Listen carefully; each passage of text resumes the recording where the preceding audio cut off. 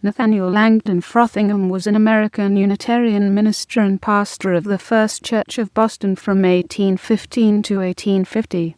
Frothingham was opposed to Theodore Parker and the interjection of transcendentalism into the church.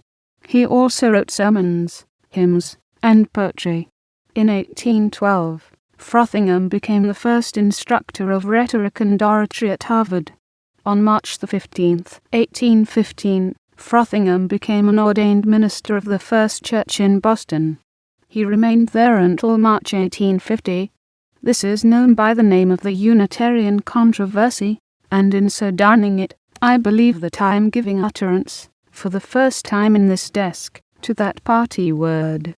This alone is saying not too little in illustration of the spirit with which the offices of religion have been here conducted. We remained almost at rest in that earthquake of schism. We silently assumed the ground, or rather found ourselves standing upon it, that there was no warrant in the Scriptures for the idea of a threefold personality in the divine nature, or for that of atonement, according to the popular understanding of that word, or for that of man's total corruption and inability, or for that of an eternity of woe adjudged as the punishment of earthly offences, or indeed for any of the peculiar articles in that scheme of faith which went under the name of the Genevan Reformer. We have made more account of the religious sentiment than of theological opinions. Is there one there who thinks he requires no miraculous evidence in support of his religious convictions, who feels satisfied with the proofs that the unaided mind can furnish for itself? I will not assail him, I will not charge him with throwing away all faith, because he is willing to receive it on slighter grounds than we trust it is built on. I will congratulate him that he feels his hope to be so sure, but let us profess for ourselves that we needed something more, and have found it. We will own all that we love to trace our faith further than to the self-taught dictates of a defined intellect and an elevated heart, even to the fountain of inspiration.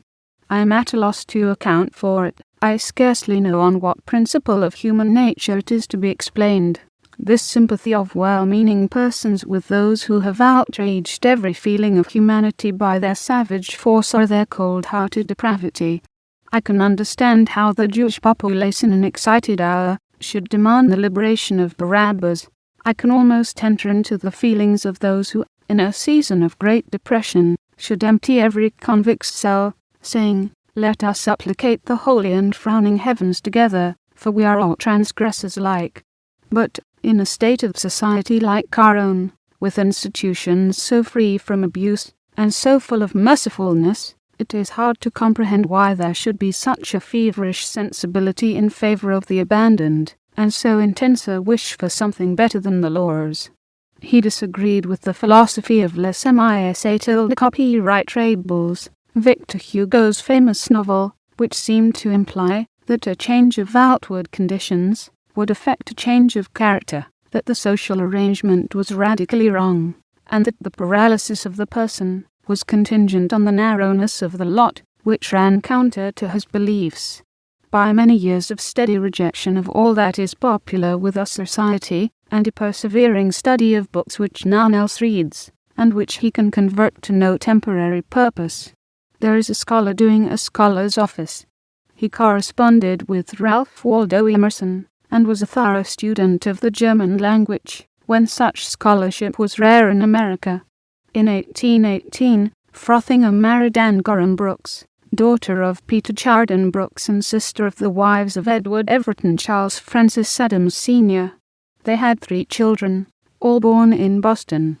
Octavius Brooks Frothingham was born November 26, 1822, and became an author.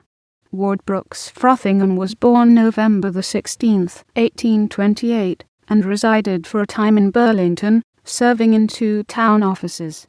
Ellen Frothingham was born March 25, 1835, and became a translator,